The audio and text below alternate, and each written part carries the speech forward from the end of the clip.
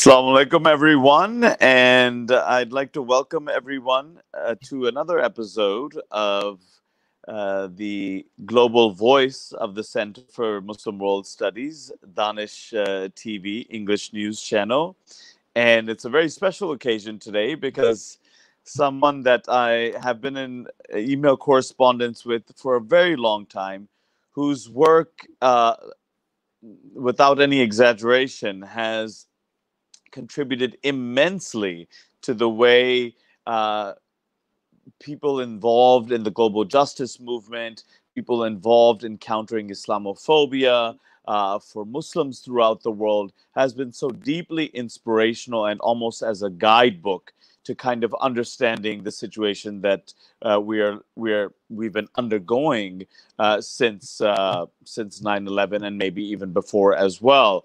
And so it gives me a great privilege and a delight to introduce Professor Arun Kundnani. Professor Arun Kundnani, welcome to the show. Thank you very much for having me. It's good to be here. And Professor Arun Kundnani's most well-known book, other books as well, at least for me and others, is, of course, the Muslims Are Coming, the Islamophobia, Extremism, and the Domestic War on Terror. And if you don't have a copy of the book, as provocative as that title may seem, at least for those viewers, and we have a global audience here, at least for those viewers and here in Pakistan, it's no problem having that with you on, you're on a bus ride or so on and so forth. Maybe other places, maybe you want to hide it or that type of thing. But otherwise, the book is phenomenal, and I think it does in one piece of work the work that we actually need to do to understand what has been going on throughout these years and what have been the specific type of policies that have been so utterly counterproductive in terms of dealing with the issue at hand that has emerged from what the scholar Mahmoud Mamdani calls the period of the late Cold War till the present. And so I think Arun Kundnani helps us navigate through those issues and problematize the way the Western democracies, or some call them plutocracies, the way they have dealt with this issue so misguidingly. So without further ado, and without further giving my own speech on the topic, I will ask Professor Kundnani basically around two main themes. And the first one is, of course, something that is incredibly topical and on the minds of Muslims and generally people who are involved in the global justice movement, justice and peace-seeking people throughout the world. And of course, it is part of the broader rise, of course, of a larger xenophobic, racist trends throughout, both in the West and in other areas, say something like in Modi's India or in Bolsonaro's Brazil and so on. But specifically for our purposes today, I wanted Professor Arun Kundnani to speak about the term Islamophobia. And the reason being is because now it's become much more part of the parlance. It's gained much more currency. The deployment of the term by well-meaning people, well-intentioned people. However, there may be some lack of clarity in kind of understanding what is it a reference to. Does it take us all the way back to the advent of Islam in the 7th century, to the Crusades, and so on, or how does particularly Professor Kundnani use this specific term, and how can that be an explanatory framework to kind of understand some of the broader issues that we're dealing with today? So, Professor Kundnani, can we begin by some of your reflections on the kind of discussion around Islamophobia and your own kind of personal approach towards the topic? Yeah, sure. Thank you for that question. So, for me, if you think about the relationship between say Islam and those parts of Western Europe where Christianity has predominated historically, and then countries like the United States. I mean, that's a long history, you know, more than 1,000 years of history there, right? And the interactions have been, you know, you can't simplify those interactions over that period, you know, like sometimes there's animosity, sometimes there's mutual respect, sometimes there's dominations of one side or the other. It's a mixture, right? But what Islamophobia means to me is something much more recent and something much more specific. I see Islamophobia as a form of racism. It's therefore, like all racisms, it's a product of the modern world, of the scientific world, of the world of capitalism, right? And so it's a recent thing, and specifically, you know, I would say it's something that you see emerging really in the, you know, as a form of racism. You see it emerging really from the kind of 1970s onwards, and then really strongly after the end of the Cold War in the early 1990s, right? And so if you look at people like Samuel Huntington or Bernard Lewis, kind of very influential Islamophobic intellectuals in the United States writing in the 1990s, they're kind of very open about it. They're saying, you know, with the end of the Cold War, communism is gone as the enemy that the United States will mobilize against, and we need a new enemy, right? These people think that the United States cannot exist unless it has an enemy, right? Because then people within the United States, instead of uniting against something outside, will start to ask questions about how the United States works, right, for themselves. So their thinking is you need an external enemy, and communism is gone, we need a new one. And they quite openly say, well, Islam will serve this purpose because it's, you know, Islam can be presented as something that is racially alien to the West and threatening to the West, right? A certain story can be told, right? Now, you know, the process is complicated, and there's all kinds of factors that we take into account, but broadly speaking, that's what it is, right? And so it's about about elites within the United States, within European countries, thinking about a story they can tell to their own people for political purposes, right?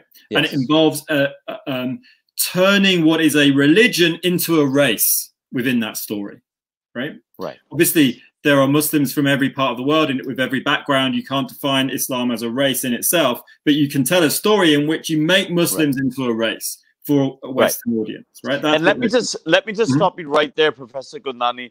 When you say that turning Muslims into a race, could you elaborate a little bit on that for people who still believe that kind of race and races are, you know, biological categories that exist on their own, etc. And so therefore, how can a religious community, which are Muslims, these 1.3 billion Muslims throughout the world, how are we turning them into a race, and how does that make sense? So a little bit on that may help our viewership. Yeah. So we've been, one of the things that the modern world does is say to us, there are these things called races, and these are biological or nearly biological ways of categorizing people that somehow pass through blood or genes, or maybe through the transmission of culture in families, whatever that mechanism is. But somehow these categories fix us into these natural divisions that produce certain differences in behavior, in maybe intelligence, in values and attitudes, right? And this is a way of thinking that came out of Europe in the kind of 18th, 19th century, and now is kind of shared beyond Europe. But it's a fiction. Yeah, there's no scientific basis for dividing up the human species on the basis of something called race, right? So it's something that we have created as a fiction to divide up people, right? But having created it as a fiction, it becomes a reality, right? Like it starts to organize society, so that in the United States, if you are African American, your life expectancy is 10, 15 years shorter than it would be if you were white, right? Like it becomes a reality, right?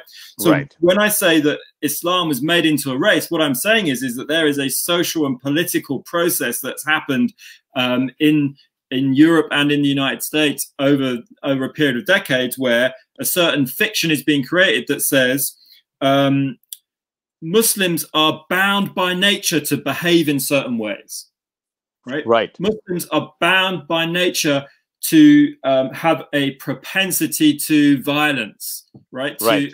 The stories are endless, you know, like you can go through a long list of these stories that supposedly somehow Islam creates these behaviors in people, you know, whether it's terrorism, extremism, you know, in Europe, there's stuff about being rapists, pedophiles, you know, there's ideas around oppressing women, not respecting human rights. You know, the list is very long. But in all of these accounts, what's being said is fundamentally that these behaviors that are imagined to be common amongst Muslims are somehow a product simply of being a Muslim, right? Like nothing. Right. If you are, you know, you can obviously find some people who are Muslims who carry out acts of violence, right? In Europe, in other parts of the world, right? The argument that these Islamophobes make is you don't need to know anything more about that person's life to explain why they did that. You just need to know one thing: they were Muslim. That tells you everything you need to know. In reality, of course, you need to know a hell of a lot more, right? What is that person's biography? You know, the acts of violence are typically products of some kind of political conflict, some kind of political process, right? Absolutely. Islamophobia says, you know, throw all that to one side. All you need to know is this is a behavior that can be explained because of the way that Islam works. It's a race theory of Islam. Right. And I think that this points to the larger point that what we have moved in some ways from is a very crude form, although perhaps in the phenomena of Trumpism, we may revert to that older, cruder version of kind of biological racism to a form of cultural racism.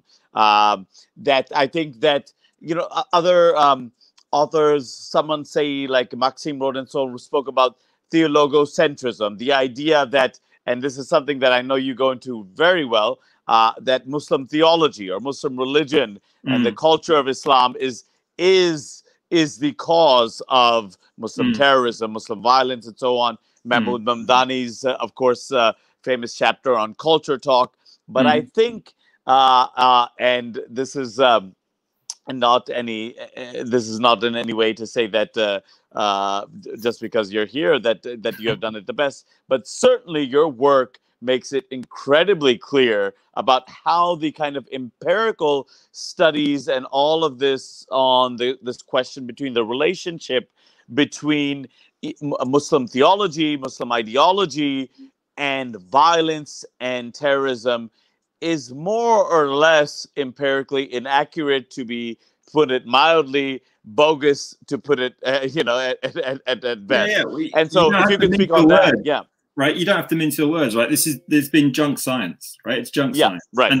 And you know, it's not more or less empirically false. It's simply false. I mean, there's no ambiguity, right? So you know, the theory that was proposed, and this came from, you know, all the intelligence agencies in the West proposed this after 9/11, in the years after 9/11, right? And because they were credited by the media and by politicians, it became the standard theory accepted by everyone, right? The so-called radicalization theory. And what this theory said is that the cause of terrorism is not Islam itself necessarily, but some extremist interpretation of Islam, some extremist ideology, right? And this became the standard theory. So if you accept that theory, and this was both on the liberal and conservative side. This discussion would take place, as you point out. Yeah, it was accepted by everyone, right? And if you accept that theory, then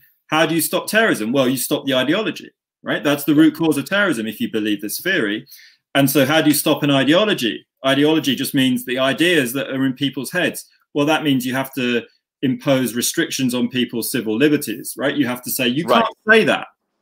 Right? And I like the way Professor Kundnani, you say that, okay, for the neoconservatives and those, well, all of Islam is just basically inherently bad. But But even the kind of liberal response to that is kind of like, well, no, wait a second. There's these some Islamists, bad political Islamists, and if only we can get the right interpretation of Muslim theology, and we can get those nice verses from the Quran out, that will solve the problem. And the basic premise of that Muslim theology is the cause of whether we see violence or terrorism or so on.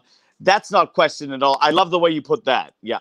So so it becomes very interesting, especially in Europe, right, where you have a very common way of talking about the question of Islam in Europe is to say Europe is a secular society, right? And Islam doesn't accept secularism, right? And that's the basic problem. But then when you come to this question of talking about extremist ideology, what governments in Europe have been saying is the problem is a misinterpretation of Islam. So we as governments now need to tell you the correct interpretation of Islam and in fact impose restrictions on imams and on Muslim institutions on what interpretation of Islam is considered acceptable and what is unacceptable. So now what that means is you have a European government calling themselves secular, but actually deciding what is the correct interpretation of a religion, which is anti-secular, right? Right.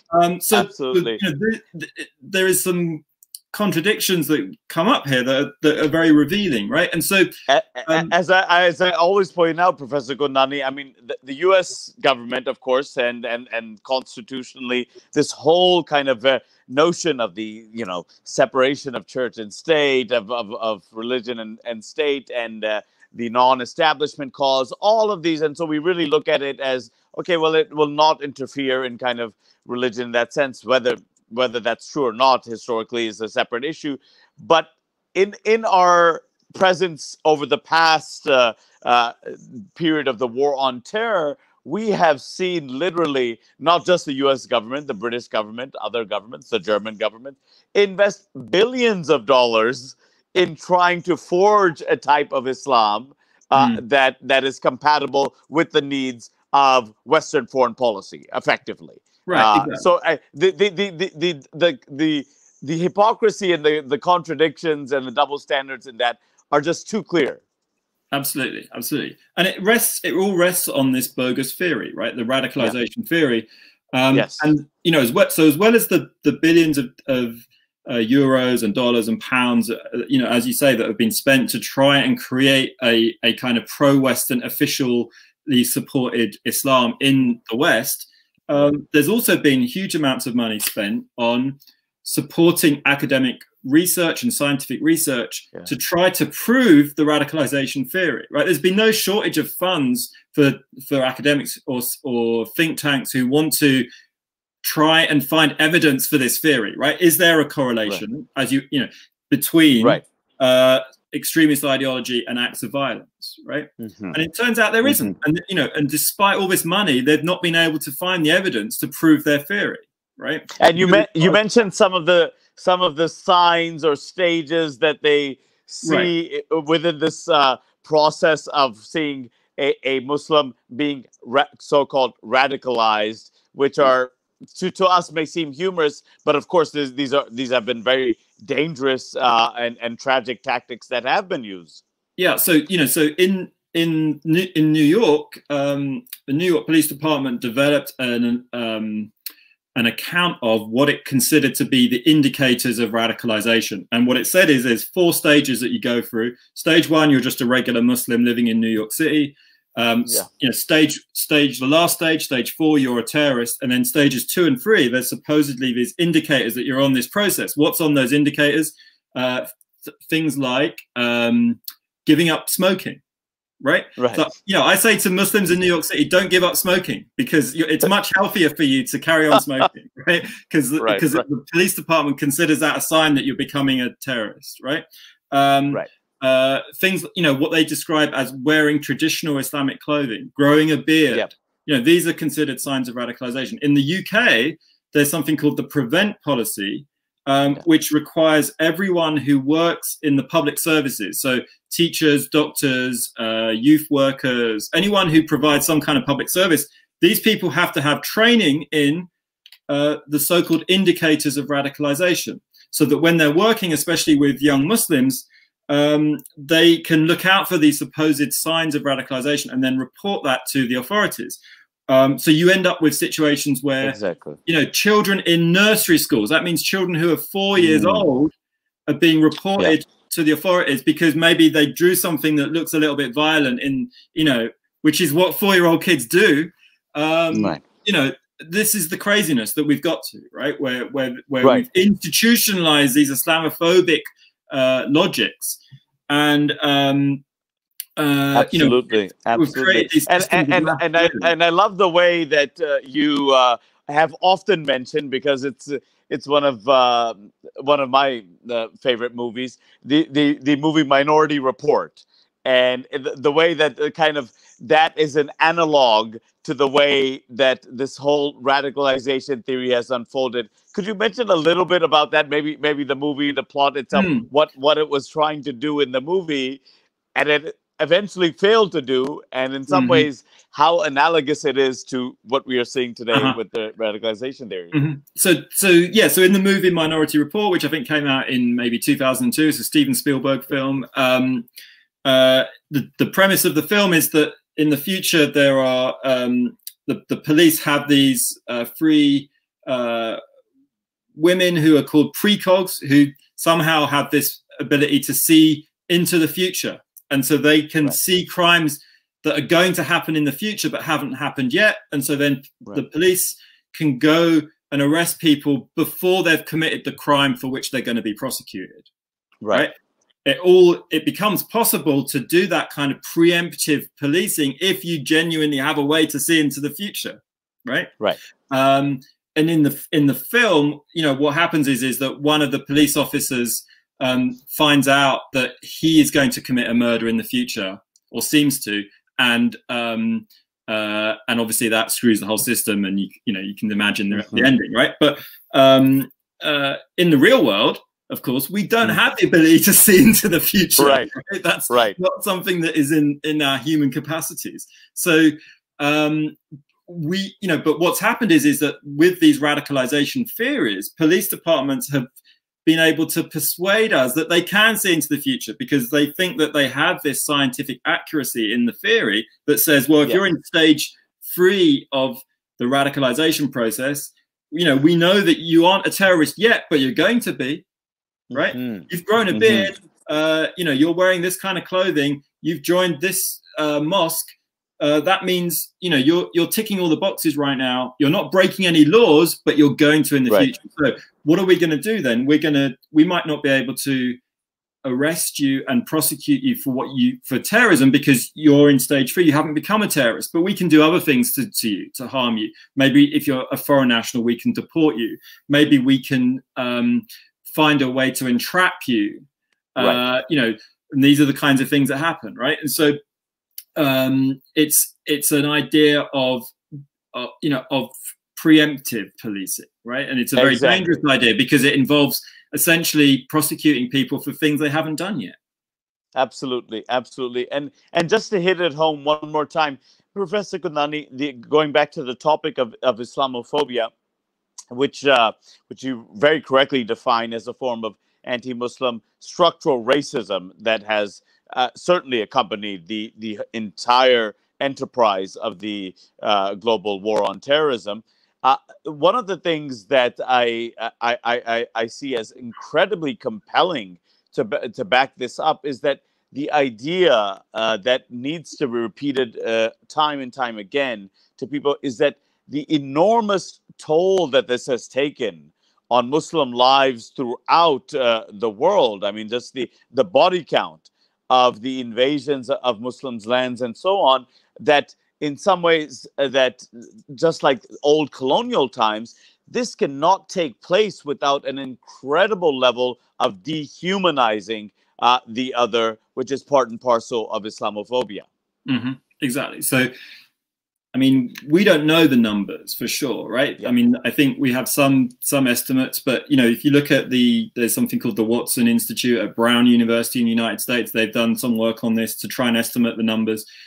On their estimate, something like 500,000 people have been killed just in, if you just take Iraq, Afghanistan, and Pakistan, 500,000 killed directly by US military violence, right? So that's the ones that we know about, the documented numbers, right? Probably the number is double if you take into account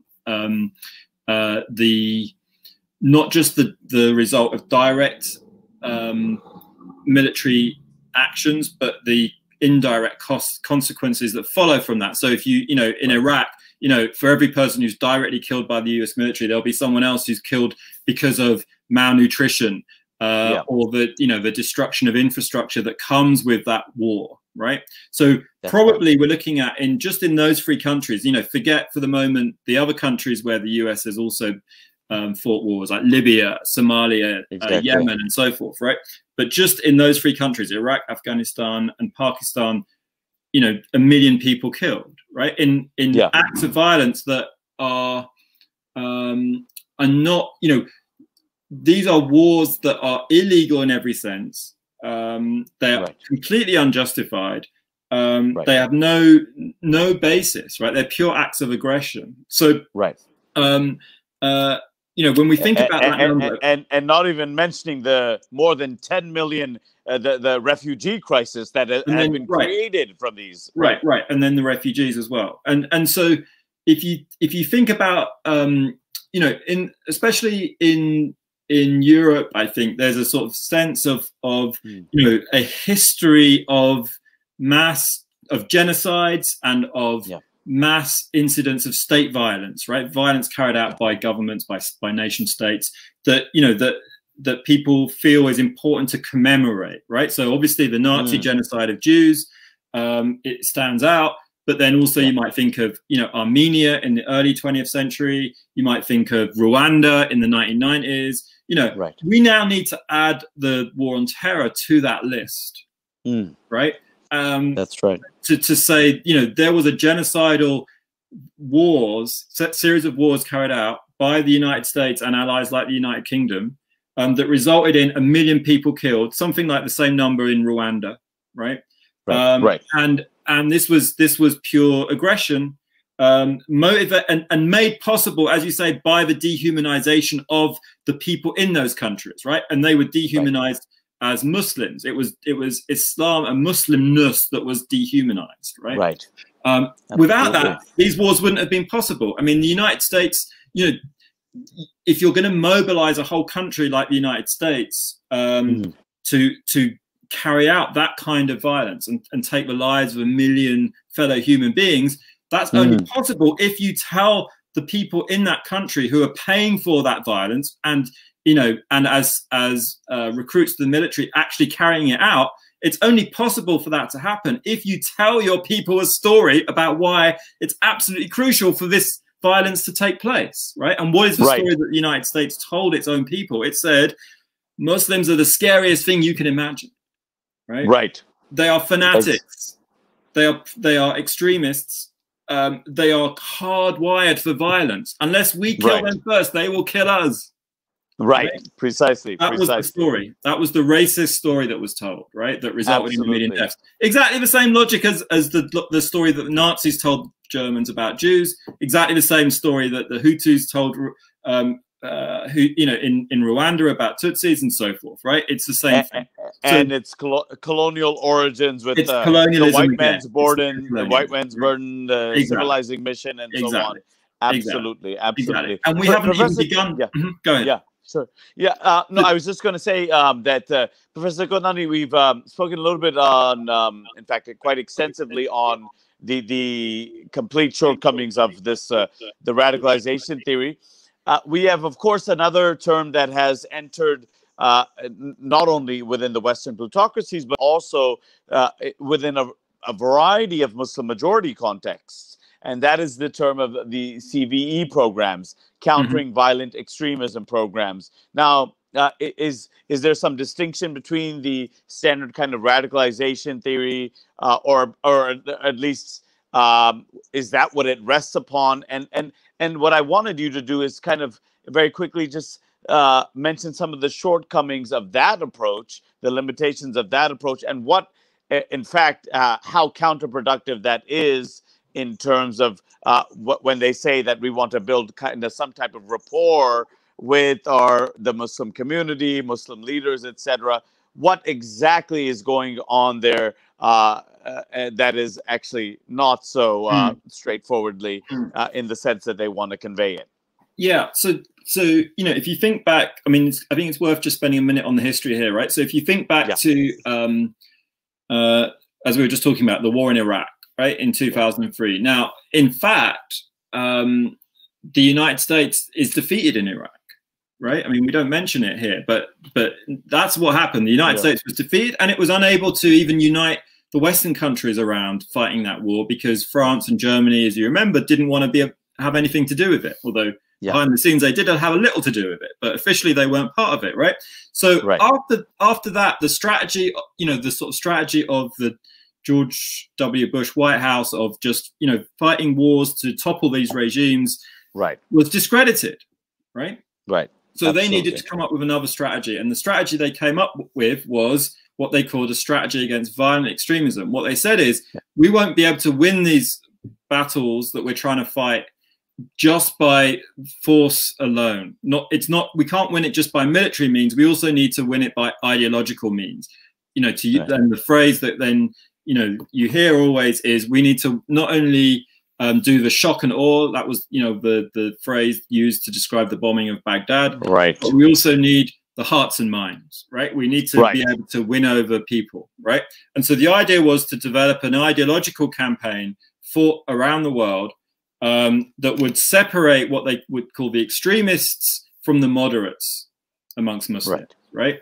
And the idea was that if you can do that, then the West will be able to prevail in the broader agenda of the war on terror, right? And so then the question is, how do you identify who are the moderates and who are the extremists, which is something that is never settled and is always ambiguous. And if you think that you're a moderate for 1 minute, say something critical of, for example, the Western foreign policy, and next thing you know, you're an extremist, right? On the wrong side of the fence. So that there was always that instability in these categories. But then also, how do you win over the moderates? Well, you provide, all kinds of empowerment to those, especially the moderate, the people in the Muslim communities who are willing to offer a message that Western governments liked. They would be empowered with money and funding and access to large audiences and so forth, right? So we got a whole series of projects in the heyday of the war on terror, especially the kind of late 2000s and then into the Obama years. We got a whole series of initiatives that were covert. These were secret at the time to try and swing opinion in the so-called Muslim world in favor of the West, right? And the war on terror. So, for example, people in the US government were saying, maybe if we, can fund a Bollywood movie, because we know lots of people watch Bollywood movies, right? Maybe we can fund a Bollywood movie that conveys this message that, that we need to support the war on terror. Maybe we can make TV programs that are broadcast in Pakistan. Maybe we can, pay for the people in the Muslim community in the UK who are very supportive of the war on terror, for them to be on TV a lot and for them to travel around and speak a lot so that their voice gets amplified. So people got rich. People in the UK made a lot of money. And at the most extreme end, how can we get them to see the Israel-Palestine conflict as a conflict just between Muslims and Jews learning to get along with each other, and therefore sending some Muslims to Israel to kind of to legitimize exactly right. So then, there's another strand of this that is all about normalizing Israel's military occupation in Palestine, right? And that's been a thing that's come up very recently here in the United States as well. So I mean, and that's that's another part of this. I mean, a lot of the stuff that we see in the war on terror, you can see it originally is things that have come out of Israel, right? In its own kind of war on terror, if you like, in the region around Palestine, right? So, that's right. You know, for example, the New York Police Department's whole counterterrorism program is lifted from how Israel's program works in the West Bank. Right. Right. Absolutely. Absolutely. And Professor Kundnani, I just wanted to end on this. The CVE programs, what have been there? I mean, what has been the effect of them, and how have them have they been so incredibly short-sighted and counterproductive in the objective that they want to achieve? Yeah, so you know, CV programs are based on this same radicalization theory. Again, they focus on ideology, right, which is the big mistake they make, rather than thinking about what are the actual political problems that underlie, you know, violent conflicts in the world. We say, well, no, it's not a political thing that needs some kind of negotiated process like any other conflict. Instead, we need to focus on the ideology, and we need to win these ideological wars in these ways, right? And so it results in, you know, one of the big consequences for me is that it results in a misunderstanding of what is really going on with these kinds of conflicts, right?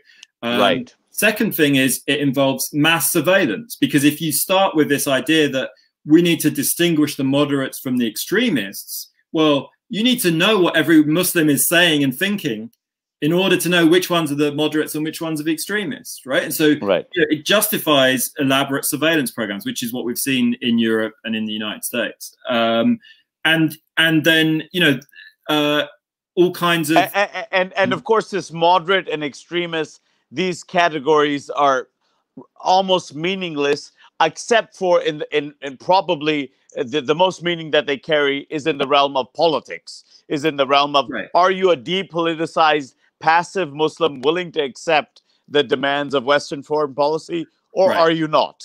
Right, exactly. And at most, the meaning could mean that. Exactly. So in practice, how you get to be categorized as an extremist is, you know, are you someone who is advocating for the Palestinian cause? Are you someone who is critical of Western foreign policy in the Middle East or in South Asia or in North Africa, right? Are you someone who wants to point to the practices of anti-Muslim racism in Europe? You know, like if you do these things and you do it in a way where you do not, you know, if you do it and you're A, Muslim, and B, you have some kind of following amongst Muslims, then you will be considered an extremist. Right. That's right. That's right. Whereas, of course, you know, engaging in these kinds of conversations and talking about these problems is precisely what democracy is, right? It's the opposite of extremism, right? Like, we don't prevent violence by not talking about things. Talking about things is how we stop violence, because as long as we're talking about it, we're not fighting each other over it, you know? Exactly. I love this point that you make. It's an incredibly important one. The idea to suppress which is an incredibly powerful one right now that is taking place within the Western plutocracies that have our mosques, our communities, the Muslim communities. Don't talk about politics. Don't talk about these things. This is what it means to be a good American. Right. In fact, as you point out, I mean, how can it be?